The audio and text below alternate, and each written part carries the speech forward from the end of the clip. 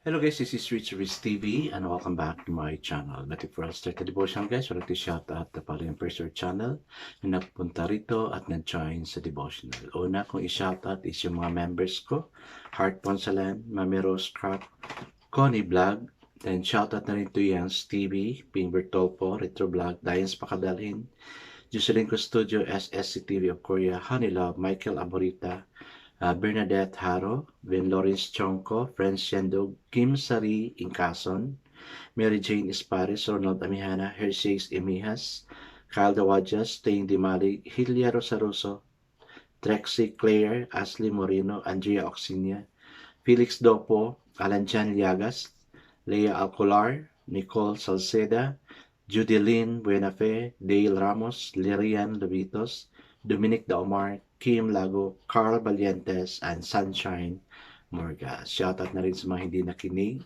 sa mga hindi nakisabay na makinig at manood sa devotional during the premiere but still napunta pa rin dito para manood at makinig sa devotional. God bless us all guys.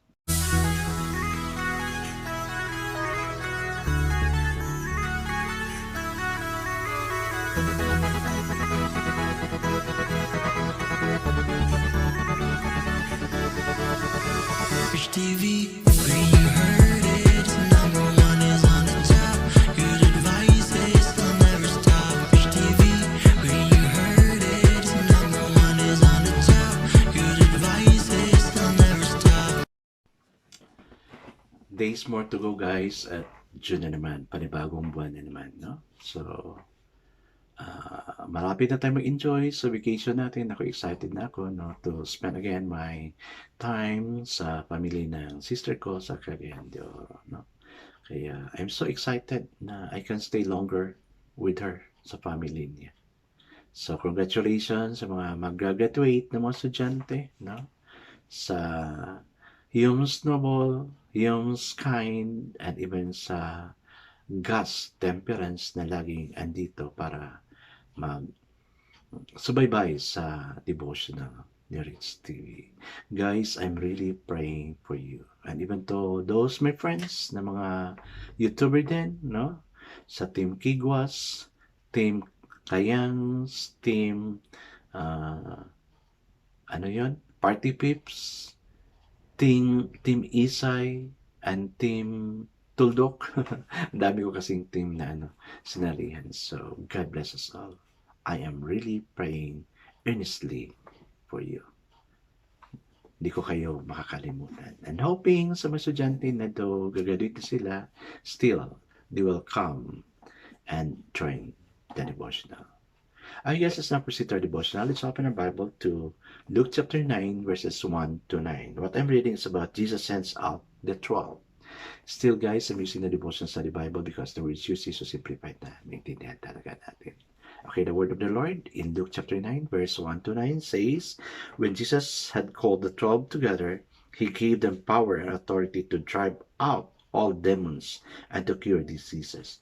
And he sent them out to preach the kingdom of God and to heal the sick. He told them, take nothing for the journey, no stock, no bag, no bread, no money, no extra tunic. Whatever house you enter, stay there until you leave the town. If people do not welcome you, shake the dust off your feet when you leave their town as a testimony against them. So they set out and went from village to village, preaching the gospel and healing every people everywhere. Now Herod the Tetrarch heard about all that was going, and he was perplexed, because some were saying that John had been raised from the dead, others that Elijah had appeared, and still others that one of the prophets of long ago had come back to life. But Herod said, I beheaded John. Who then is this I hear such thing about? And he tried to see him. Amen and amen. Okay guys, let's now pray. God, Lord, this is the purpose why you gathered the disciples in order to send them to preach the gospel to all the world. This also the Great Commission you have given to us and even to the disciples. To those who has love for you, you give them this commission. Go ye into all the world and preach the gospel to every creature, baptizing them in the name of the Father, of the Son, of the Holy Spirit. Thank you also, dear God, for the power you have given to the disciples. And we can also claim to have this, okay, because when we pray, we know our prayer is so effective that it would heal a person who is sick. And we could drive out the enemy. Lord, thank you, okay, that even Herod, upon hearing all this news about the 12 disciples, was again paranoid because he beheaded John the Baptist because of the power John the Baptist has na binigay mo sa kanya. Lord, thank you that you are so kind to us, that you are so concerned to us, Lord. We commit all these things to you, O God, in Jesus' name we pray. Amen and amen. The focus verse we have for this evening, guys, is found in Luke 9, chapter 1 and 2, and it says, He gave them power and authority. Yun, di ba? He sent them out to preach the kingdom of God. So the title of our devotion for this evening, guys, is Sent Out. Hudson Taylor, a 19th century missionary, prayed fervently that God would provide 24 missionaries for the interior provinces of China.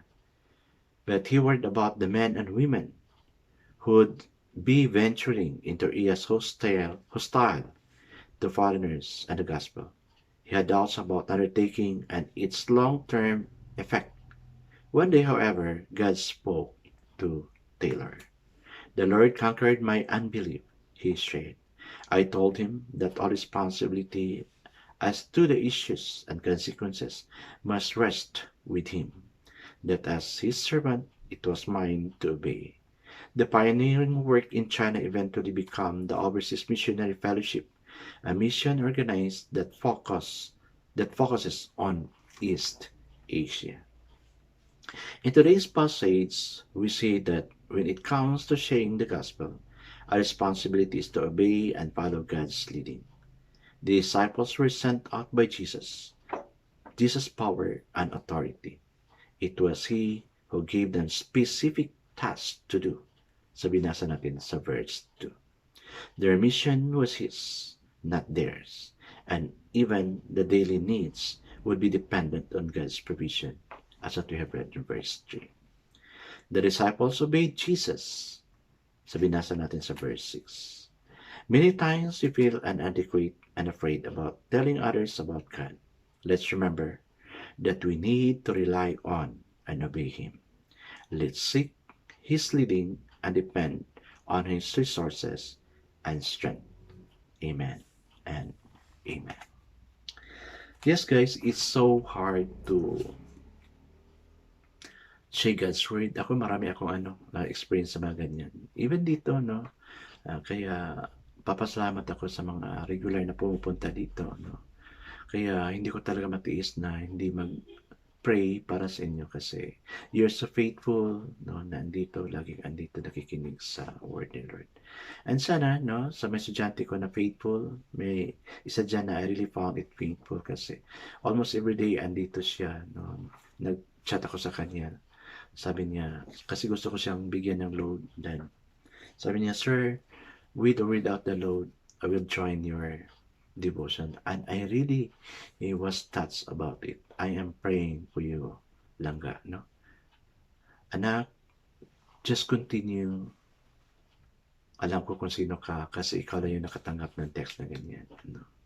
I am really praying for you. And to all of you, sa mga friends ko ng mga YouTuber na laging andito, it's not a support, but it is a conviction God has given you because I'm really praying for you to really come and join the devotion. Although late, no, yung iba late na makapunta dito kasi may ginagawa pa, still, I am praying for you. I remember like Hudson Taylor, no, assignment niya is China.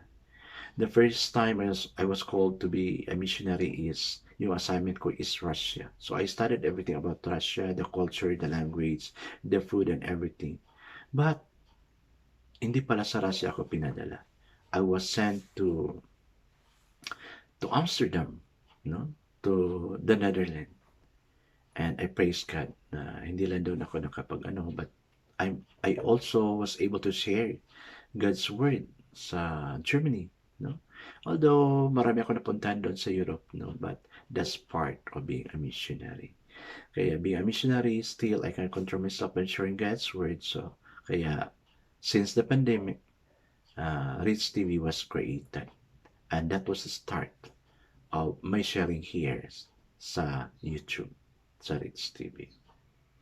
Kaya guys, no, like the disciples, if you're going to do the same as what I do, God will surely provide everything you need. Kasi very clear instruction niya, no? Do not bring a extra jacket, do not bring extra sandal, do not bring bag, do not bring money, do not bring food. This is assurance that God will provide everything needed for a person who shares God's word. Mayaman ako, guys, because my God, no, my Father in heaven, owns everything here on earth. Kaya Rich TV ang pangalan niyan, because Rich TV belongs to God. I guess let's now pray. Lord, help us to obey you and rely unto you. Wala kaming magagawa, O God, if you are not with us. You are a powerful God that could provide everything we need. Amen and amen. Guys, I encourage you to share God's word also, the way I do. And God will give you everything you need. God bless us always, because I know it's your business 10 times better. This again, it's Rich TV. Kita-kita tayo mula sa muli. Paalam!